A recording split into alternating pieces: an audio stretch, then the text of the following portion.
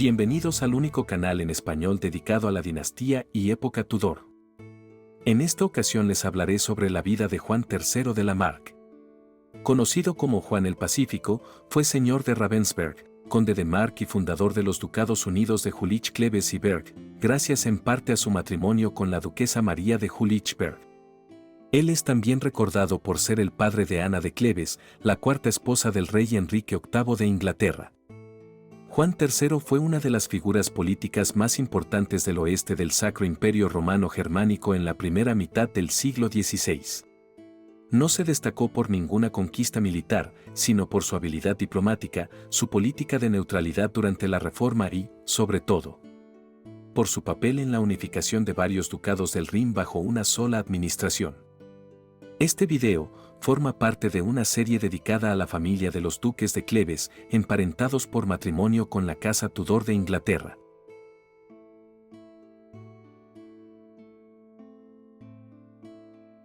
Juan nació el 10 de noviembre de 1490 en la localidad de Deggendorf, Baviera, en la actual Alemania. Fue hijo de Juan II, duque de Cleves, y de Matilde de Hesse. Juan fue uno de 3 hijos legítimos. Su padre era conocido como el hacedor de bebés y tuvo más de 63 hijos ilegítimos. Y aunque Juan III pudo haber cometido sus propias indiscreciones, ciertamente no en la misma medida que su padre.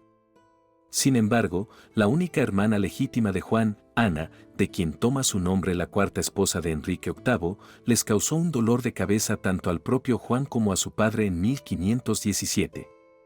Juan, que para entonces llevaba 7 años casado y era padre de 4 hijos, intentó encontrar un esposo adecuado para su hermana. Su padre buscó la opinión del emperador Maximiliano I, quien le recomendó al duque Carlos de Güeldres. Pero Ana eligió casarse por amor y se casó en secreto con el conde de Waldeck. Fue encarcelada por Juan y su padre de 1517 a 1519.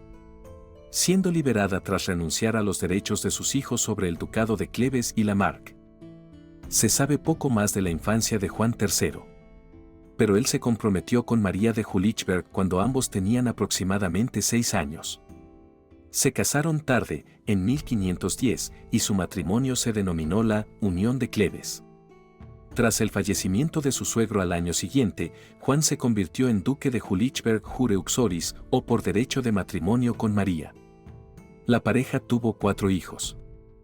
Sibila, nacida en 1512 y muerta en 1554. Ella llegó a casarse con el elector de Sajonia y tuvo 4 hijos con él. Ana, nacida en 1515 y muerta en 1557. La cuarta esposa del rey Enrique VIII de Inglaterra.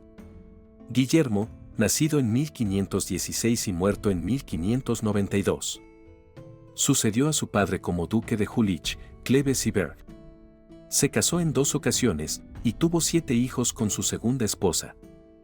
El último vástago de los duques fue la princesa Amalia, nacida en 1517 y muerta en 1586. Ella es llamada también la princesa de la Marck. Aunque hubo negociaciones matrimoniales con el rey inglés y con los hijos del margrave de Baden, Amalia permaneció soltera y, por consiguiente, no tuvo descendencia. Juan también tuvo 2 hijas con una mujer desconocida.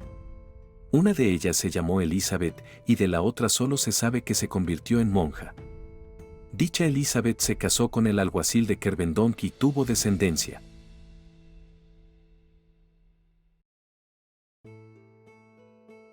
En 1519, Juan firmó un tratado con Carlos V, el nuevo emperador del Sacro Imperio Romano Germánico, para permitir que Jülich-Berg y Cleves la Marck se unieran en un solo territorio ducal una vez que Juan fuera duque de dichos territorios.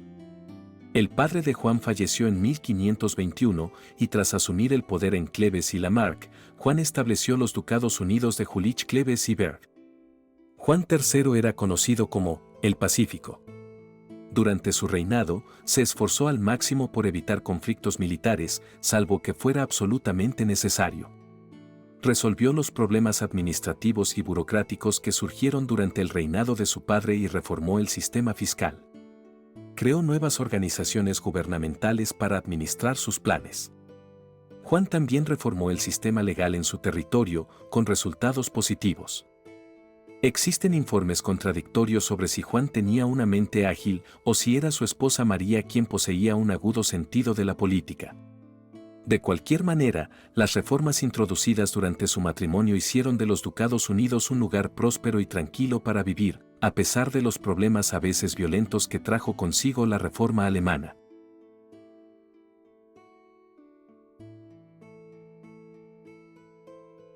Se sabe que Juan mantuvo una estrecha relación con Desiderio Erasmo, llegando incluso a ofrecerle al humanista un estipendio y un puesto en la corte de Cleves. Muchos de sus hombres eran amigos y seguidores del erudito y teólogo holandés. En 1532, Juan redactó una lista de reglamentos eclesiásticos llamada Kirchenordnung, que expresaba numerosas ideas de Erasmo. El duque tenía un instinto para el equilibrio, como quedó demostrado al casar a su hija mayor, Sibila, con el elector de Sajonia, Juan Federico. Este último llegaría a encabezar la Liga de Esmalcalda. En muchos sentidos, la corte de Juan era ideal para la crianza de una reina. Era fundamentalmente liberal, pero seria, con inclinaciones teológicas y profundamente erasmista. Juan, al igual que su esposa María de Julichberg y sus 4 hijos, era católico. Aunque posteriormente, la mayor, Sibila, y la menor, Amalia, se convertirían al luteranismo en la edad adulta. Juan adoptó una postura de tolerancia religiosa en los Ducados Unidos, pero no permitió directamente la circulación de textos o enseñanzas luteranas dentro de ellos. Él permaneció católico toda su vida. Juan representó una actitud compensatoria, que buscaba una vía media entre las dos confesiones durante la Reforma Protestante. En lugar de adoptar una posición agresiva, eligió promover una especie de equilibrio religioso en sus dominios. Esto lo convirtió en una figura moderada y atractiva para muchos dentro del imperio y le valió la fama de pacifista. Su gobierno permitió que ciertas ciudades y universidades introdujeran reformas luteranas moderadas al tiempo que protegía la estructura tradicional de la Iglesia en otras áreas. Esta actitud conciliadora evitó guerras civiles y rebeliones y aseguró estabilidad en una época en la que muchos príncipes alemanes enfrentaban conflictos sangrientos por razones religiosas.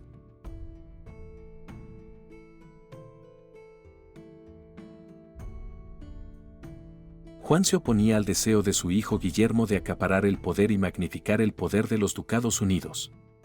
La familia de Juan, y en mayor medida la de su esposa María, siempre había sido amiga de los emperadores del Sacro Imperio Romano Germánico. Sin embargo, en 1538, el joven Guillermo tuvo la oportunidad de hacerse con el control del importante ducado de Güeldres, territorio también reclamado por Carlos V. El duque Carlos de Güeldres, el mismo que se suponía que se casaría con la hermana de Juan, sabía que moriría sin herederos y decidió ceder el ducado de Güeldres a Guillermo. Juan se oponía a la idea, pero su hijo aceptó el título de todos modos en 1538, tras la muerte del duque Carlos. Quizás esto le dio a Juan una idea de la naturaleza de su único hijo como gobernante.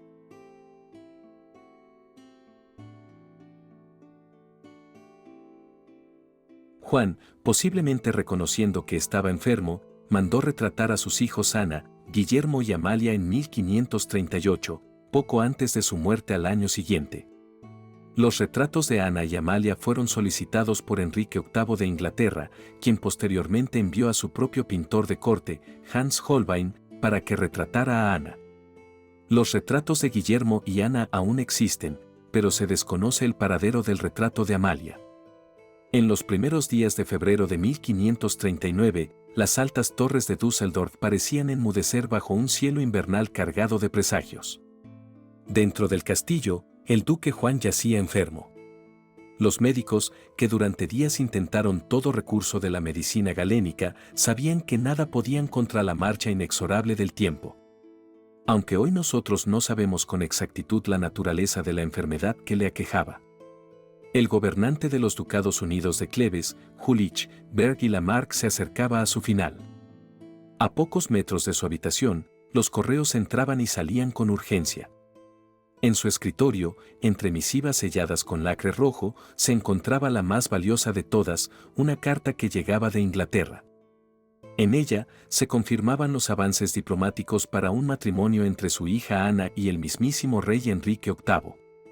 La alianza no era casual.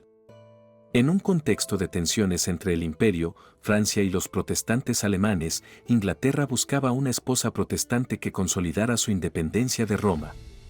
Y el duque de Cleves, que había cultivado esa red con cuidado, supo desde el principio que la mano de su hija era su carta más estratégica. Pero el destino, siempre irónico, no le concedió ver su jugada más brillante. Ya que el 6 de febrero de 1539, mientras los heraldos afinaban detalles, mientras Ana se preparaba en la corte junto con su hermano Guillermo, y mientras Londres comenzaba a pronunciar su nombre con curiosidad, Juan III exhaló su último aliento a los 48 años.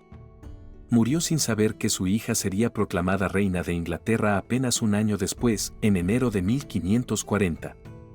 Ana viajaría a una tierra extraña, a una corte impredecible, a un matrimonio que duraría poco, pero que bastaría para sellar el nombre de su familia en la historia inglesa. El duque pacífico no vivió para ver ese capítulo, pero fue él quien, con inteligencia y visión, tejió los hilos que lo hicieron posible.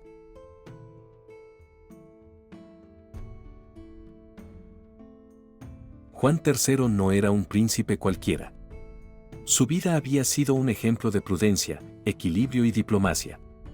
Gobernó una vasta franja del Rin inferior sin empuñar la espada, prefiriendo la pluma, el diálogo y la construcción institucional. Bajo su gobierno, las tierras del oeste germánico vivieron estabilidad incluso en plena efervescencia de la Reforma protestante.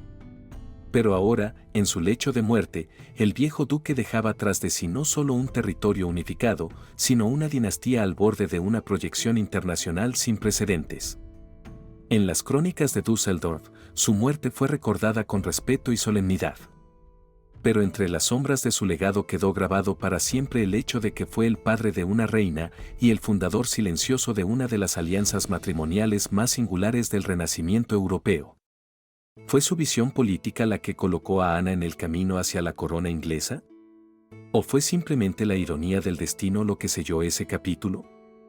Si te interesa conocer más sobre los lazos que unieron a las casas del Rin con la dinastía Tudor, no olvides suscribirte al canal, activar la campanita de notificaciones y apoyar este proyecto con una membresía. Gracias por acompañarme en esta travesía histórica. Hasta la próxima.